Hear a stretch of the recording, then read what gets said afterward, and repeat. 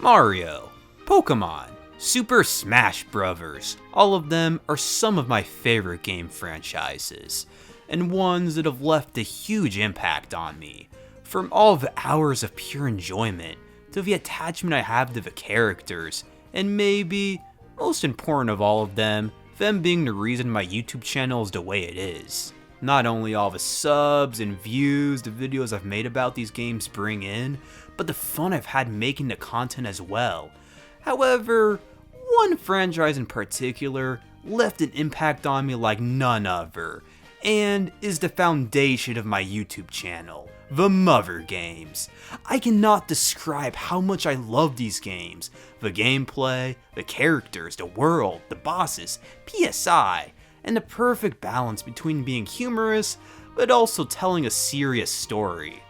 Early on in my channel's history, when I was like 16, and made my voice sound like this because I thought it sounded cool, and it kind of is cool, but it's really annoying, and it got like 20,000 comments about that anyway, my whole channel was totally dedicated to the Mother games, with nearly all of my most viewed videos around that time, and even still now, being about the series. One day though, I kind of just stopped talking about Mother, instead focusing on stuff like Pokemon, which has been my breadbasket for like the past 2 years now. Why though? Well, 2 reasons. First, I got franchise fatigue, and 2, I've been planning something for like the past 6 years, even before I started my channel. And that is, I've wanted to make full retrospective / review videos on each of the Mother games in line for the series' 35th anniversary this year. And as such, I didn't want to be burnt out for that. For the next few months, or at least the next 2 months, because this is going by a lot faster than I thought it was anyway, I'll be moving back to my roots and focusing my entire channel back on the Mother franchise, starting with this video, where we're going to be looking at the first Mother game released on the Famicom all the way back in 1989. Mother 1. Such a misunderstood and underrated game. Nearly everyone I know that are either fans of the series or just casual gamers love EarthBound and Mother 3, but 1 is pretty divisive. Being the first installment, and for a much more primitive console, it isn't nearly as refined, and full of bugs, overlooks, and frankly, a fair bit of bullshit. Despite that, I love this game, and it's a shame that it took so long to come out in North America. Initially, the game was going to come out in America in 1991, and there is even a full English translation created, renamed EarthBound. However, 2 factors led to it being cancelled. First, the game's release came too close to the SNES's launch, and second, RPGs sold very poorly around this time in the West. Years later, some fans would finally get a hold of some of these prototype carts of the English translation, and dump their ROMs on the internet thankfully. Since Mother 2 eventually would take the name EarthBound when it released in the US, fans gave it a new name, EarthBound Zero, to avoid confusion. In 2015, something shocking happened. Nintendo actually officially released the English translation on the Wii U Virtual Console, going by a new name, EarthBound Beginnings. Beginnings would later be released on Switch Online as well, so there are quite a few options today to play it.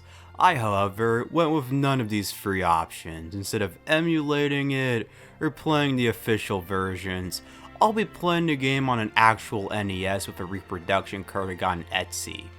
Yeah, the video quality sucks, it sucks a lot, and I'm worried about the save battery and build quality of the cart, and I even had the game crash on me a couple times. I assume that's because of some faulty pin connections on my NES, but I don't know, it just doesn't feel the same any other way.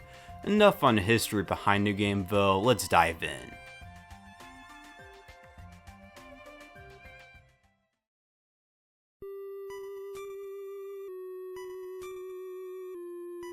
To start off our journey, we get one of my favorite title screens in gaming. The calm music, the soft color scheme of mostly black and blue, along with the minimalistic design, creates a chill and immersive main menu. I could stare at the screen for hours, and sometimes when I'm at work, this is one of those tunes that gets stuck in my head and gets me through the day. It's a song that sticks with you for life, like the Final Fantasy Crystal Prelude or the Zelda Overworld theme. After pressing start, you're met with 3 file slots because thankfully, this game was one of the earlier ones to include a save feature. Of course, I doubt anyone watching this is going to play the original Famicom version or a repro cart like me, so even if it didn't come with a save feature, they could just use save states instead. Upon selecting a new file, the player gets to name the main characters, and this might sound a little petty, and it might be an unpopular opinion, but I cannot stand it when people name their party something other than the official names. I get it, it's petty, yet it's annoying to no end. And here, unlike 2 and 3, there's no I don't care option to easily enter the official names. First of the bunch is Nintendo, which is just Nintendo without the duh, also known as the Wii U era. Although, it's worth mentioning that there's a lot of debate on what his official name actually is, and frankly, the names of all the cast, with Nintendo being the name given to him in guidebooks, so that's what the fan consensus agreed on. And there's this girl's name, Anna. This other boy's name is Lloyd, whichever spelling you prefer is up to you, and finally this last boy's name is Teddy. With the exception of Nintendo, just forget about all of them for a good 5 hours. Oh, and I almost forgot.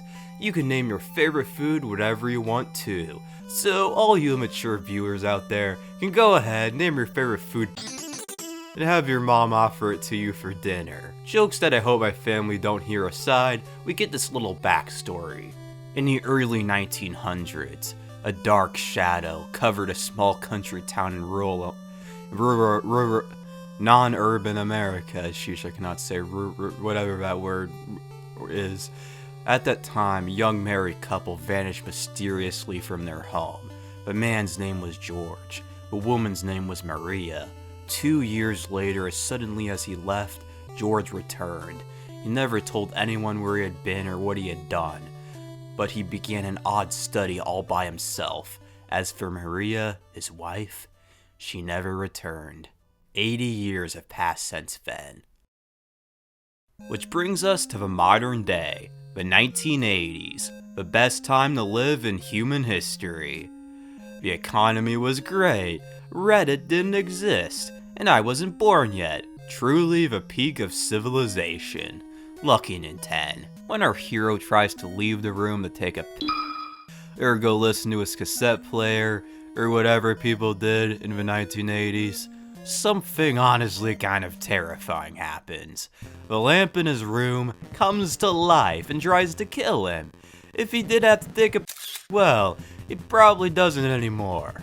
Now it's time for the first fight in the game, and honestly, it's kind of boring, as you don't have any fun techniques or other party members, although, to be fair, what first fight in an RPG is all that great?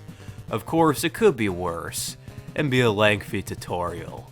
Nintendo's sisters are also in danger from this mysterious phenomenon. Another lamp comes to life as well as a doll. Alright, I know toys don't have to be perfect for kids to play with them, but come on. What little girl would want to play with this monstrosity? Or it could just be the limitations of the NES giving me creepy vibes. I don't know. To answer my own question, the logical reason is that it's a very old hand-me-down because of one little detail. Once it's dead, or defeated, or unpossessed, or whatever, if you check the doll, inside is a music box that plays the first part of an unknown melody. In the living room, Nintendo's mom is just there, doing nothing while her kids just about died. Nintendo's dad, meanwhile, isn't even home. In fact, you'll never see his face the whole game, and can only ever be talked to through the phone, a series tradition, well, except for the third game. He reveals that the mysterious force that brought the household items to life to be a poltergeist, and also that his grandfather studied something known as PSI. Some helpful items are held in the basement. Unfortunately, good old Pops forgot where the key was. because of course he did. And lastly, tells us to go out and explore the world to find out what the heck is going on. I mean, 12 is a little young to do that in my opinion, but alright. Now the true journey begins just like that. With only about a 10-minute prelude, it's a nice change of pace compared to the half an hour to hour-long prologues most newer games have, I'll say that. Gameplay-wise, Mother is a JRPG that takes heavy inspiration from the Dragon Quest series. Battles are turn-based, with a myriad of different command options. You've got the basics, a regular attack, a guard command, an item command and running away, as well as some not so typical ones, like the auto command, where you can let the game play itself, perfect for grinding sessions, or the check command, to view an enemy and learn something about them. After that, there's PSI. I don't want to get too deep into this since I want to wait until some other characters join the party before going over it, but this is basically the magic system of the Mother games. The main difference being, instead of these moves being magical, they're psychic, and you get more the more you level up. Outside of fights is the overworld. Unlike Dragon Quest, or a lot of other early JRPGs, it's almost entirely interconnected. For instance, instead of there being a square on a map to enter a town, you just walk in. The overworld is massive too, at least for the time, with a huge variety in terrain, landmarks, and nice little details. It's definitely one of the better things about Mother 1. While in the overworld, by pressing A, a command menu can be brought up to interact with the world around you. The B button can be used to run, at least in the North American release, or I guess translation because this game wasn't released. Start brings up a map, and select brings up a status menu. Again, I really don't want to get too deep into gameplay, since I want to go over every detail about this game, especially story, and it'd be kinda weird to go over aspects that mostly appear late into the adventure, then plot back into the opening hour story-wise. I couldn't really think about a good way to write this script that balances gameplay and story aspects without spending too much time on either, so sorry about that. Remember what I said at the start about how some aspects aren't quite refined? Yeah, well, the best example of that is the difficulty, especially the first stretch of the journey. I have known a lot of people actually that have tried playing through EarthBound Beginnings, and they all make one mistake. They don't realize that all old school RPGs take patience and intense knowledge of what to do to get through. After beating the doll, do not, I repeat, do not go straight outside into Podunk. Instead, get prepared. Outside of the house is the family dog who has the basement key. In the basement is a loaf of bread, a recovery item, a plastic bat, which raises your attack if equipped, and George's diary, an item required to finish the game. This stuff will help out a little, yet to stand a chance, anyone playing this needs to grind from the level 1 or 2 they start with to level 3, maybe even 4 or 5, before we venture out into the great unknown. To be frank though, compared to other RPGs such as the first Dragon Quest game, it really doesn't take all that long to get stronger. It only took me about 15 minutes of fighting rats in the basement to reach the level I wanted to be. At level 3, Nintendo learns Life Up, a recovery move, and at level 4 he learns Hypnosis to put foes to sleep. If it works, that is, which it never does. In any case, Life Up is a lifesaver, and be absolutely sure to know it before leaving home. In general, I really don't think this game is nearly as difficult as most people make it out to be. If you know what you're doing, prepare and grind, it's honestly a pretty fun and simple game, outside of some things being fairly cryptic and a ridiculous random encounter rate. I feel like most people who've attempted to play Mother 1 go straight into the great unknown after beating a doll, get like 20 game overs, then they quit. I don't blame anyone who does though, honestly, and I myself have quit many games before I got the hang of them, so I understand. Once you've gotten higher leveled, it's time for a day out on the town. A lot of townsfolk have had similar experiences with poltergeists of their own. Additionally, zoo animals have gone crazy and the dead are being reanimated. A young girl named Pippi was even kidnapped by zombies and taken to a local cemetery. It's quite a dark start, wouldn't you say?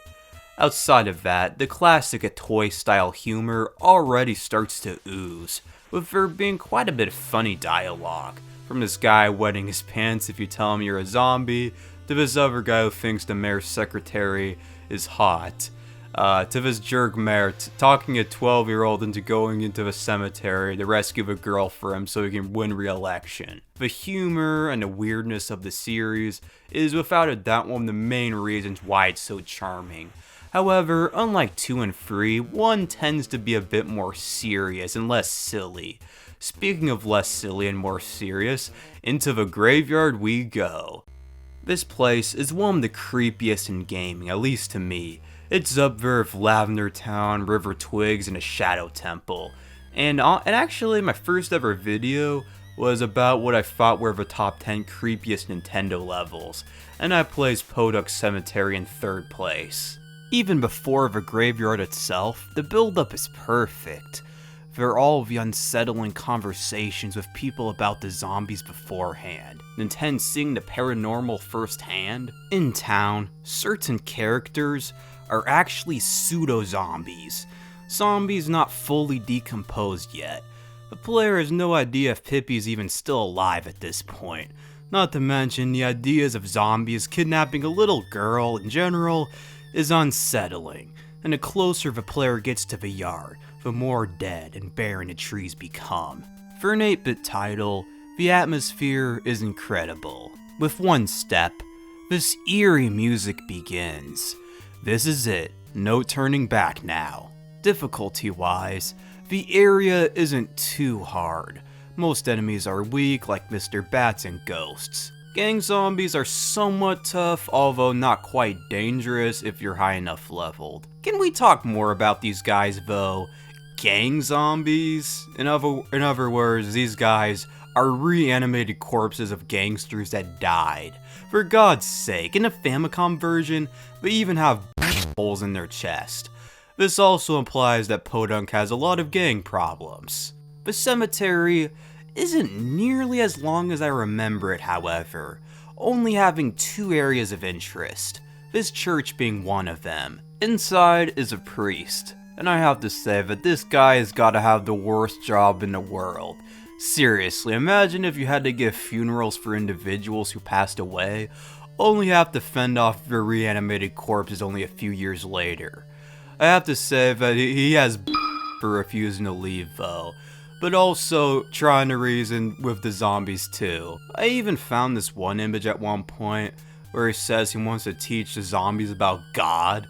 I have no clue where this came from, but still though, the idea of a guy trying to spread the good word to a literal brainless monster is kind of funny.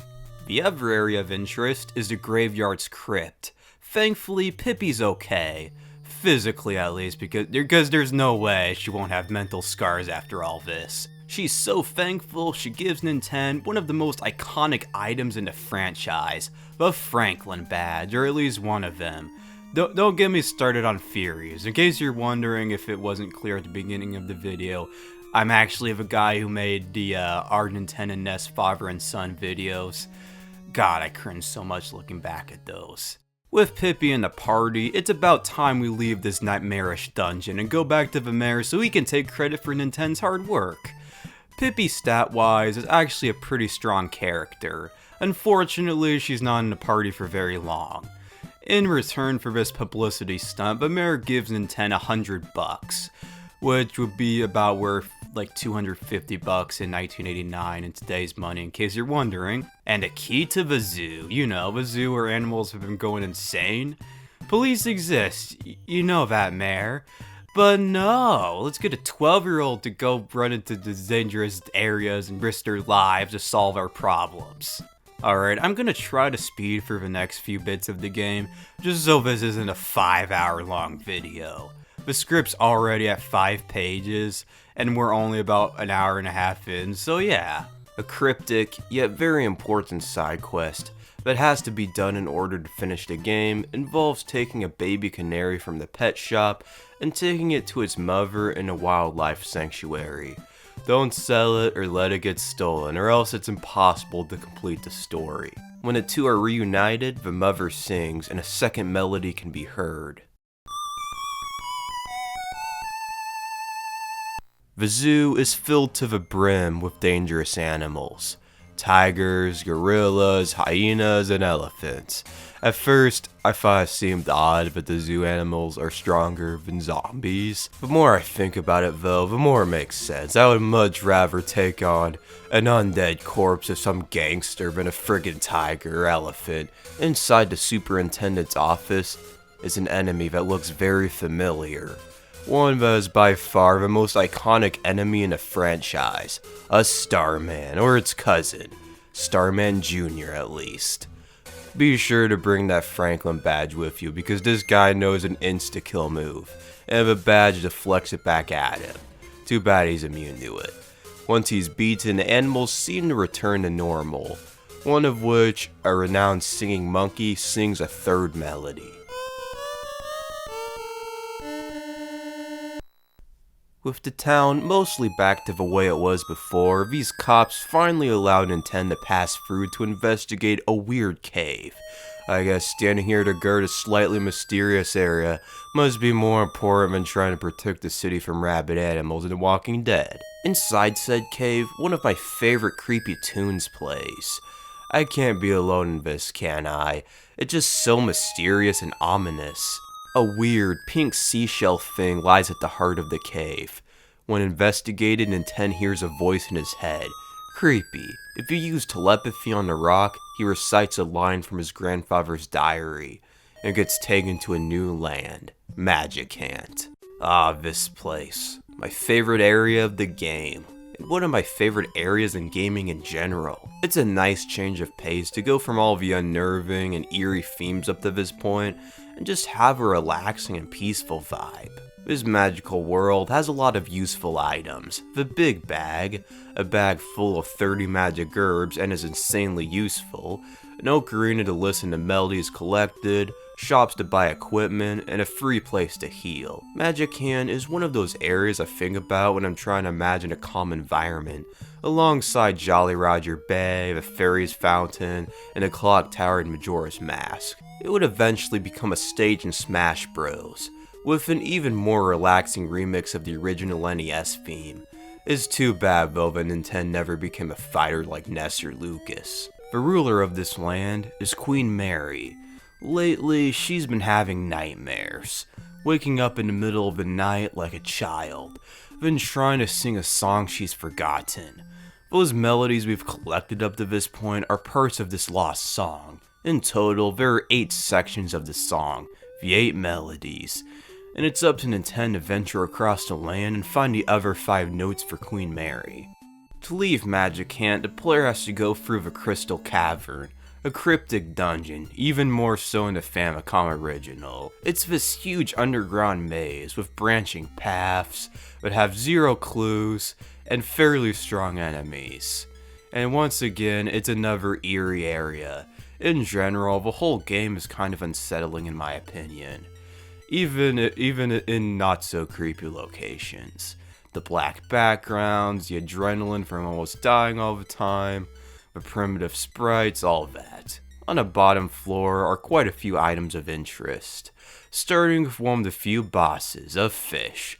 Don't take this guy lightly, he can do insane damage. Defense up and defense down are lifesavers. The reward for beating him is the Onyx Hook, an item that can warp the player back to Magicant anywhere at any time. Additionally is a dragon. Unfortunately, or maybe fortunately, it can't be fought for a while until you're around level 25, so unless you spend 10 hours grinding, just come back later. At the exit is a forgotten man. There is a theory on who this person might actually be, but that's gonna spoil the ending, so I'll save that for later on. On the other side is a new city, Marysville. The local school, Twinkle Elementary, is the key area of interest. Speaking of that, since school's in session, does that mean Nintendo is guilty of truancy? On top of that, what school does he even go to? Is he homeschooled because Podunk doesn't have a school? Nitpicking aside, here we find a kid that says there's a Super Mario Bros. 7. but hasn't even finished Mario 3. I guess if you count later 2D Marios, then New Super Mario Bros. 2 would count as that. This does imply that the game takes place in the 80s, if that wasn't clear enough already. So that NES and Nintendo father-son video theory I made is pretty much impossible. Maybe I'll remake that video someday, I don't know. One student has been bullied relentlessly. Lloyd. The poor kid is found inside of a trash can, on top of the roof of the school. If he's given a bottle rocket from a nearby factory, he becomes your friend. And we have our second team member. It's really cute how excited Lloyd is about their friendship, listing all the things they can do now. And as someone who's never really had many friends growing up, I can relate to Lloyd a lot. More than like any other character in the series, honestly, except for maybe Lucas, but I'll talk more about that some other time. Lloyd, sadly, is only level 1 when he's recruited. On the plus side, it doesn't take that long to get him to roughly the same level as Nintendo, or at least close. Only about half an hour or so fighting enemies. Magicant is the best place to do so, at least for a while. Lloyd is similar to Jeff since he doesn't learn PSI. Instead are a number of special items you can use. Bottle rockets, plasma beams, flamethrowers, and more. The only problem, compared with Jeff, is how difficult it can be to get some of these weapons, so most of the time, Lloyd is just a bash machine. And while Nintendo equips bats, Lloyd's equipped weapons are guns. Yeah, you don't have with Lloyd. I'm gonna skim through a lot more of the game since it's not that noteworthy and his video is already, again, like, really long already. Probably at like the 30-minute mark already. There is this ginormous factory, Duncan's factory. Launching a rocket from within destroys this rock that's been blocking the train tracks, opening the road to the station. From here, a number of towns can be visited, the most important being Snowman. This town is yet another one of my favorites. The vibes it gives off aren't the usual Christmas or holiday themed ones that you get from a lot of other winter themed worlds in video games. Instead, it reminds me more of a snow day in early January or February, when schools close, you and your friends go out to play in the snow, and you end the day with a hot meal your mom made. Just be careful who you talk to, since quite a few people in this town have colds. When infected, it's basically like being poisoned in the early Pokemon games, red flashing and all. I'm sorry if this footage is hurting anyone's eyes. I forgot about that part, so yeah. In the town's chapel lives a little girl, Anna. She's had dreams and visions of Nintendo coming here. Sounds a lot like another psychic power girl, doesn't it? Her mother has disappeared, so she joins Nintendo and Lloyd on their quest to find out what's going on. Anna is no pushover though, easily being the strongest character in the whole franchise, for one reason, her PSI. PSI is basically the magic system of the series, with the various moves covering nearly everything, from attacking to healing to teleporting, inflicting a hellish existence and even sucking pee-pee of an enemy. Most of the most iconic PSI moves of the series are established in this game, including Life Up to recover HP, healing to cure status conditions, teleport to move across the world in the blink of an eye, as well as the offensive moves, PK Fire, PK Freeze, and PK Thunder. Most PSI have a few variations, each named after a letter of the Greek alphabet, with alpha variants being the weakest, followed by beta, then gamma, and finally omega. Although it's worth mentioning that in this game, healing and Life Up have Pi variants as well. Later on, Life Up only has 4 variants. Alpha, which usually only restores a little PP to one party member, Beta, which restores a lot, Gamma restores all, and Omega restores a lot to the whole party. So what does Life Up Pi do? Well, it does what Life Up Omega does in the later games, while the actual Life Up Omega restores all HP to every party member. Overpowered to be sure. One problem though, only Anna can use it, and she doesn't learn it until level 34, which most players might not reach even at the end of the game. Heck, I had to grind for hours just for her to learn it. The healings work a bit differently too, with each variant only curing a specific condition, instead of each variant curing an umbrella of conditions, with the higher ones curing everything or curing the whole party. Healing Alpha cures poison, Beta cures paralysis, Gamma cures being turned into stone, and Pi sleep. What's kinda weird is a move named Super Healing, which brings a party member back to life. Why they didn't just name that Healing Omega is kind of beyond me. Like, why would you call something like Super Healing? Why not just have it be Healing Omega? Or why isn't there a Healing Omega that does, like, cures every status condition instead of unconsciousness? How PSI is learned is different in each installment. In EarthBound, it's learned with level ups, while in Free, once a certain level is reached, Lucas and Kumatora get fevers, and then learn a new move. Here, it works closer to the way it did in Free. Once a certain level is reached, the new technique isn't learned automatically. Rather, at the end of each battle afterwards, the move gets learned on random once that level is reached. Sometimes you can get really unlucky too, and it can take forever to learn a particular move. Surprisingly though, this game has a lot of PSI, but never made it into later installments. PK Beam is the most notable. Its Alpha and Beta variants do damage to a single enemy. Its Gamma variant is super OP, it insta-kills an enemy, and its Omega variant does loads of damage to every enemy. Freeze Alpha damages a single enemy very little, and honestly is basically useless. Freeze Beta is alright, while Freeze Gamma is insanely OP, bringing a foe's HP to single digits, even bosses, while Freeze Omega deals a lot of damage to all enemies. PK Thunder isn't too useful either, at least in comparison to what it is in 2 and 3. Alpha does a little bit of damage to a foe, Beta does a decent amount, and Gamma does a decent amount to all foes on screen. There's no Omega variant for some reason, and I pretty much never used it during my playthrough, once I got Beam at least. And the last of the offensive PSI, PK Fire, specializes in dealing damage to all enemies.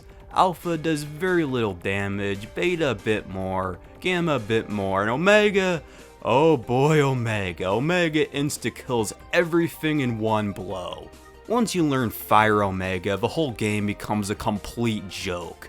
The only issue is that Anna doesn't learn it until she's level 35, so I assume that most players have never even unlocked it. That's a problem with a lot of PSI in this game too, the fact that it takes way too long to unlock these attacks and moves. By the time you get Anna, Freeze Alpha, Beam Alpha, Thunder Alpha, Fire Alpha are all useless. Well, I guess Fire Alpha is somewhat helpful at times. All of them do far too little damage to the enemies you face once you get Anna in your party, which is a shame.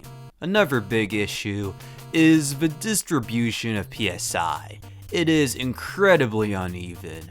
Nintendo can't learn any offensive PSI, only healing and assist, most of which can be learned by Anna too, and better. Besides Life Up Alpha, Nintendo doesn't learn the other life ups until very late into the game, if at all. Same with Super Healing. He does somewhat make up for it though with certain assist PSI, the best being 4FD Slip. 4FD Slip is a move that lets you run away with a 100% success rate, extremely useful for really hard areas. Other assist PSI vary in use. Defense Up is fairly useful, as are the shields. Offense Up and Quick Up can occasionally be useful in longer fights. Defense Down really helps when fighting enemies with high defense. PSI Block blocks other foes from using their PSI, but again, most fights are too short for it to be really that useful. Shield Off breaks enemies' shields, and lastly are all the infliction moves. PSI Magnet drains PP, Paralysis immobilizes foes, Hypnosis puts them to sleep, Darkness lowers accuracy, while Brain Shock and Cyclone confuses them. And to finish up, there's Telepathy.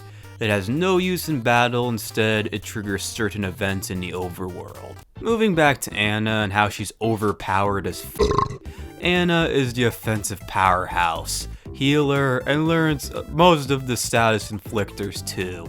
Her only real weakness is her low attack, HP, and defense, meaning she'll die often. Lore-wise, Anna is basically the Martian Manhunter of the Mother universe. She can control fire, ice, energy beams, electricity, can heal, create shields, can teleport, read minds, inflict blindness, confusion, paralysis, or put someone to sleep. She can drain the psychic powers of others, can stop them from using their powers, can destroy energy shields in one blow, can bring people back to life or from unconsciousness, and instantly kill anything. And to top all that off, she's only 12. Imagine how much scarier she's gonna be once she hits adulthood, and has probably unlocked even more power. Yeah, I would not want to mess with her, or really any Mother character, to be honest, but I mean, I think she's probably the scariest character in the franchise after maybe Jeff, because yeah, multi-bottle rockets. Another aspect about Anna I couldn't really fit anywhere else in the video is her being a Christian. Not only is Anna a Christian, she's a hardcore believer, being a devout reader of the Bible, was born the day of Christmas Eve, or at least the day before, and even saved frogs from being dissected at a school according to some material. Seems like a weird thing to bring up. The only reason I do is because Nintendo tries their best to not reference religion in games, and even in Mother 1 in particular, there's a lot of stuff that was religious references in the Famicom version that got taken out in the prototype. And yet, here's an actual strong, hardcore preacher's girl Christian in one of their franchises. When it comes to that, honestly, I don't really mind religious stuff that much, unless it's like something like Bible, man, where it's like just pure cringe. Lloyd's inventions aren't too shabby either. I already mentioned most of them earlier, so allow me to go into some more detail. Bombs do damage to all enemies, bottle rockets do a little damage to a single enemy, flamethrowers are the equivalent of PK fire, and they break like all the time, and they're hard to get to, so yeah, I wouldn't really bother with them. Laser/plasma beams are the equivalent to PK beam, and they're pretty good. The sticky machine is the equivalent to paralysis. And finally, the super bomb. It kills every enemy on screen just like Fire Omega. The more I ponder, the more and more terrifying these three kids are. Bombs and ball rockets are single-use items, while the rest can be used a number of times before they break on random. One thing I love about the Mother games is how mundane and modern it all is. Instead of mystical or magical healing items like elixirs or potions, you restore health with regular food like bread. And equipment isn't futuristic guns or medieval-inspired swords or armor, mostly just normal, everyday household items like baseball bats or frying pans, which on second thought is actually a way more violent and brutal way to go than just getting. At least I would definitely rather go that way than have a 12-year-old girl whack me in the head until I die. Saving involves talking to Nintendo's dad to record what happened. Enemies don't outright drop money, rather that money is moved to Nintendo's bank account, which can be withdrawn from with the ATM. What's kind of funny is, looking back, I think this actually might be my first exposure to ATM machines, or ATMs because it's automatic teller machine. It's not, it'd be weird to call it an ATM machine because it's automatic teller machine. Anyway, that tangent over, yeah, this legit, I think, was my first exposure to them, or at least EarthBound was. But sheesh, the prices of everything in this world are bad. Like, a frying pan is $300, and I thought inflation was bad now. Nintendo's dad must be loaded to afford all of this, is all I can say. The promotional content that went along with Mother is amazing too. Not even a lot of bigger Nintendo titles of the era had this much to go along with it. Firstly, are all the clay models of characters and items. 2D concept art would have been great on its own, however, but clay models give a very unique and dated feel, as well as a little uncanny one too. It makes me sad that there are so few claymation fan projects made about these games. Like, I definitely do prefer like anime style animation over claymation, but I feel like claymation would do the weird and wacky nature of the series more justice, and it's more distinct and unique from what most people do for fan works.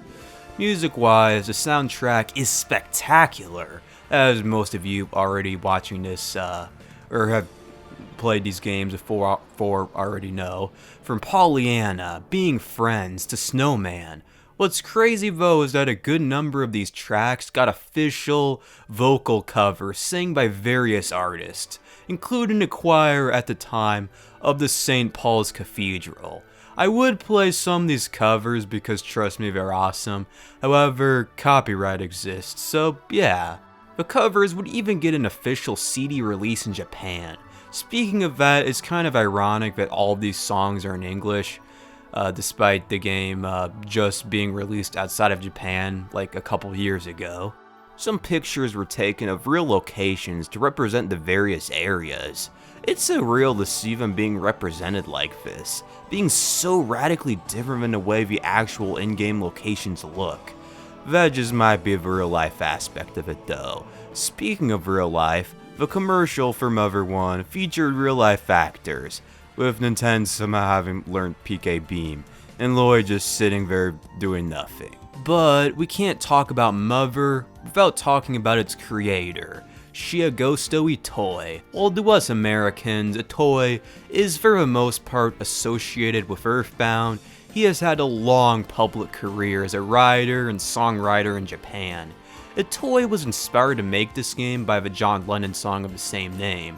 Nintendo's dad only being interacted with from a phone reflects Itoi's own childhood experiences, as do a lot of other elements of the series. He's a fascinating and cool dude that everyone has a lot of respect for, and I wish him well in his twilight years. Okay, now let's go over all the negative aspects of this game, and oh boy are there a lot of them. I already spoke on the difficulty earlier, so to put it simply again, the whole game is incredibly difficult for a first timer. The main cause of this problem is the random encounter rate and the strength of enemies. The random encounter rate is way too high at times, and combined again with how hard it is to run away from dangerous foes, you can die a lot just from sheer bad luck. Heck, even running into 10 weak enemies in a row, while not risky, is still annoying as heck. Although, I do have to say, it does add a bit of tension. At certain points, even a feeling of uncertainty, if you will. During certain points, my heart was pumping hard, trying to escape from dire situations, not knowing if you're gonna run into a horde of strong bad guys one move away from a game over. It's been a long time since I felt this way playing something. With how much I love this game, it's been the most fun I've had in a game in what might be years. That being said, it still doesn't change the fact how irritating it is running into fights every 2 seconds. Most of all in areas where the enemies are so weak you can beat them in a single blow, and they practically give out like no XP, at least relative to your level. One thing I actually didn't know until this playthrough though is that there's this shop in Magicant that sells repel rings. These rings work like repels in Pokemon and ward off weak enemies. One issue though, the item space in this game is pitifully low, with each party member only being able to hold 8 items at a time. Equips aren't included alongside other items thankfully. Unthankfully, the key items are. So if how many important things need to be lugged around, like the big bag, well maybe, the Franklin badge and Onyx hook, there isn't much room for other stuff, especially when it's just Nintendo. At the very least though, items can be stored for later at either Nintendo's house or Magicant. A lot of the cool mechanics that made 2 and 3 so popular, such as scrolling HP, or attacks moving on to another enemy if another party member took them out in the same turn, aren't present here either. The lack of bosses is another critical flaw. In total, there are around 10 throughout the whole story. The lamp, Starman Jr., the fish and Magicant, the stray dog in front of Duncan's factory, although it really doesn't even count since it's just a regular enemy that dies in one hit. Then there's another regular enemy boss, that being a Starman, although it also dies pretty fast. Well, not as fast though, because it's kind of a strong enemy at that point in the game when you fight it. This robot, a dragon, and 3 others that are spoilers for later. Out of the 10, only the dragon is a true fight of wits and strategy. Practically every other boss either A, dies too fast, B, by the time you fight them, there's no one else in the party except for an 10, or C, the boss has to be fought in a very specific way with no room for trying something different. The lamb, Starman Jr., and fish fall in the category A, the dog and Starman fall into B, and the robot along with the last 3 bosses fall into C. This robot, R7037 for instance, can only be beaten by a tank. With the tank, you can never lose or take damage. Without it, you can never win. The dragon is the only real challenging fight, where you have nearly every power and ability unlocked, and you can use different methods to beat him. There is the cheap route of using freeze gamma, or moves like defense up or shields to protect yourself and then bash him until he's dead. Despite these flaws, once again, I frickin' adore Mother. Kind of like with Majora's Mask, I have a deep knowledge of what to do, where to go, and what you need to get through. Because of that, I don't have moments where I want to give up, or have to look at a guide to navigate cryptic moments. My playthroughs have been fairly painless. Even before I played the actual game, I watched various people's LPs and formed the photographic memory of everything. Compare that to someone whose first experience is playing it like EarthBound, not knowing any tips or know-how or anything, and getting 50 game overs. In short, I'll never be able to understand why so many people dislike Mother 1 on a personal level. On an investigative level, sure, but I am super biased, and I feel kind of bad for treating other well-regarded titles I didn't like the same way that others treat Mother. Now let's get back to collecting those melodies. Well, after spending a good half hour grinding up Anna, that is. The 4th melody can be found in a haunted house, in a town called Spokane. The city has been abandoned and attacked by monsters, leaving the citizens with no choice but to move outdoors in the wilderness, which seems like it'd be more dangerous, but that's just me. There is one person in town, however, a hotel clerk, that had the courtesy to at least wait until the groups had a good night's sleep before revealing themselves to be a Starman and trying to kill them. The haunted mansion was previously owned by a family going by the Rosemarys. Their house in particular is the most haunted spot in the whole region. The Rosemary Manor isn't that long of a dungeon, thankfully, yet it unnerves me, maybe even more than the cemetery a little bit.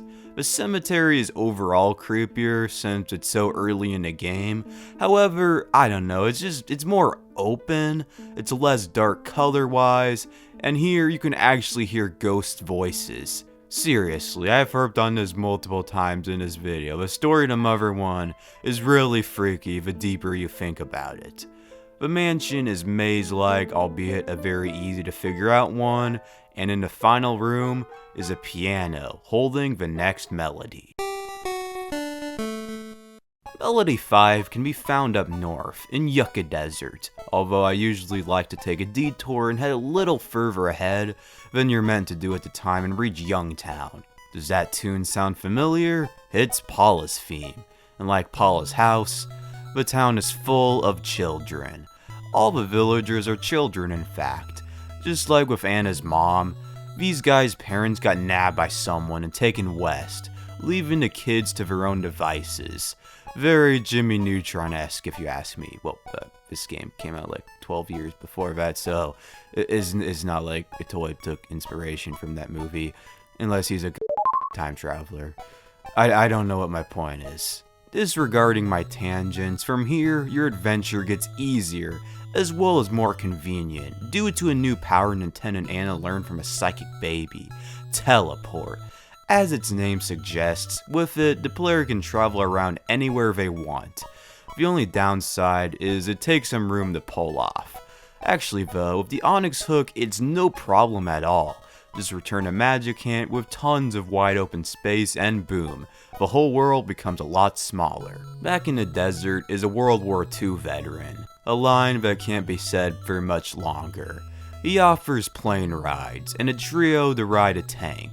Awesome. Too bad it only lasts for about a minute, and the only fight in it is with that robot I mentioned earlier that you always win against if you have the tank and you always lose against if you don't have it. Inside the ruins it was guarding is a monkey cave. There's not too much here except for another entrance to Magicant and a creepy monkey hitting on Anna. Where is Chris Hansen when you need him? In the heart of the desert lives a cactus with a face. Using telepathy on it unlocks the 5th melody. On the other side of the swamp next to Youngtown lies the last city, Ellay, spelled like this, not the actual city of LA. I would say thank God if this town didn't have a worse crime problem than the actual LA. The city is full of gangsters, belonging to the Blah Blah Gang, yet another group of characters that look similar to characters in later games. They don't seem to be attacking the civilian population at the very least, so there's that. In LA's theater, the trio can put on a performance for the crowd that attracts the leader of the gang to come fight in 10. Well, I guess this is a boss fight I kind of forgot about, although it's one of those where there's no strategy, it just goes on for like 2 turns or 3 turns, and it ends in a draw, so. Upon hearing the group's plan to go to Mount Itoi, Teddy comes along to avenge his parents and becomes the 4th party member. Well, not exactly. Lloyd gets replaced by him for the time being. Nintendo and Anna have PSI. Lloyd has his gadgets. So what can Teddy do, you ask? Well, nothing. He has no special skills whatsoever except his sheer amazing stats. I mean, the dude is way underleveled compared to Anna and Nintendo here, yet is still able to own foes the other two can barely manage. Once Teddy joins the crew is the best time to take down a dragon in Magicant, as I mentioned earlier, earning the 6th melody. With that out of the way, there's only one place left to go, Mount Itoi. Alright, get ready for the climb of your lives, because scaling this mountain is the most difficult section of the whole series. Itoi himself, in interviews, has said that they're running out of time, so they neglected fine-tuning the difficulty around the endgame. That's an understatement. Firstly, the cave leading to the base has weaker enemies compared to the rest of the mountain, yet is very cryptic and hard to navigate. On the bright side, it contains the ultimate weapons of Anna and Nintendo and Teddy, rather than all the ultimate weapons being dropped by certain enemies with like less than a 1% chance of being dropped like in EarthBound. It's 2024, so don't feel bad, just use a map. If you do, it's not that terribly bad. Once you reach the outside, don't dilly-dally. Head straight for a house on the mountain, and don't fight any enemies unless you're incredibly over-leveled. Hell, even if you are, it's still not a great idea to try your luck, because the enemies here can mess you up. If you get a game over, it's all the way back to the last place you saved. Although you do keep your progress, thankfully, which is something about the game I forgot to mention earlier. The house you're meant to go to is owned by a healer, who can heal you, obviously. And he has a phone to save too. If you can make it up here and save, then getting a game over is just a minor inconvenience at this point. Something else happens in the house though, something unlike anything we've seen up to this point. When entering the back room, Teddy says he has to make some calls, most likely to his gang. That leaves Nintendo and Anna to their own devices. Anna stands in front of the door. When you talk to her, she says, "Silence falls. Would you like to dance?" The two then have a romantic moment and start dancing. It's a sweet moment for sure. I mean, yeah, there's not much build up to it, yet, for an 8-bit title, it's heartfelt. I do wonder what the scene would have been like if the game was remastered, There's no shortage of fan-made interpretations of this moment though. Anna then goes on to ask Nintendo if he loves her. He says yes, but the moment is interrupted by Teddy. Awkward, and to make things even worse, a giant robot comes to kill them. This is a fight you cannot win no matter what you do. Don't even bother healing or anything, just give up and let the robot kill you. What's this though? Lloyd comes in with a tank, and what I never actually understood until recently is that Lloyd missed and accidentally hit them instead of the mech, and that's why these threes get messed up so badly. When the party awakes, they're back at the base of the mountain. Anna and Nintendo are fine, while Teddy is gravely injured. His last request is for us to finish the mission. Then Lloyd rejoins the group. What sucks is that after this, players have to go through the cave and reclimb the mountain all over again, since there's no option to teleport to Mount Itoi. Additionally, with Lloyd being much weaker than Teddy, it's a drag to do so. Well, not for me, since I was grinding like crazy to get the last PSI. It would take forever to get like Fire Omega. High up on the mountain, on a lake, is an old motorboat, but only Lloyd can fix up, hence why letting Teddy get f***ed up is necessary. Well, kind of. This boat leads to a hidden lab, with a robot, built by Nintendo's great-grandfather George, Eve. She absolutely destroys all enemies, doing well over 1,000 damage at times. This is insanely helpful for grinding. Unfortunately, there's no way to save while she's in the party, because the minute you either go too far up on the mountain or try to go back to the healer's house, it's yet another giant robot. Eve and them face off, ending in both of their demises. With the last of her power though, Eve teaches the next melody. With Eve dead, the only place left to go is the peak, to fight the final boss. The enemies leading up are insanely tough though, even with moves like Fire Omega. I'd recommend not getting Eve until you're ready to beat the game in the same session, so she can take on a lot of these guys for a while. While I'm at it, I should also mention that it's possible to face the final boss with Teddy instead of Lloyd. To do so, players need to skip the live show in Ellay, head straight for Mount Itoi, and do the whole Eve segment, and then recruit Teddy. I wouldn't exactly recommend it honestly, since A, it goes against the canon, B, there's only around half an hour or so of the game left at this point, so it's not worth spending all that time just to have a slightly stronger character for that time. The enemies further up the mountain get tougher and tougher. Despite being over leveled and all that, I actually got a game over. Forfty Slip will be your best friend. At the mountain's peak lays a gravestone, the grave of George. Using his telepathy, Nintendo speaks to it. George explains that the melodies they've been collecting are from Nintendo's great-grandmother and his wife Maria, who never returned to Earth, and teaches him the final melody.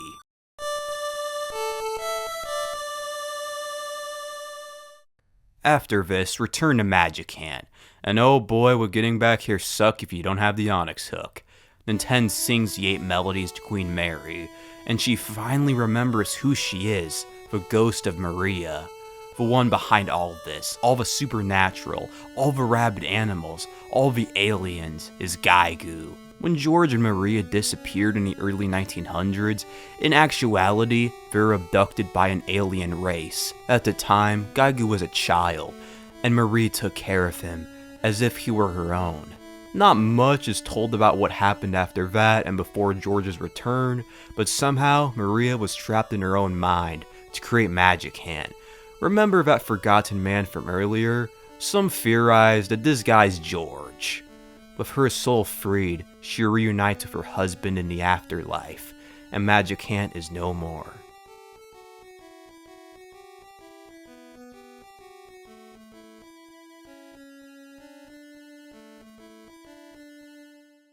What is beyond great is after this cutscene, the group respawns near George's grave, so thank God another rescale of the mountain isn't required. A disturbing sight resides in the final cavern, hordes of humans in tubes floating along in the darkness.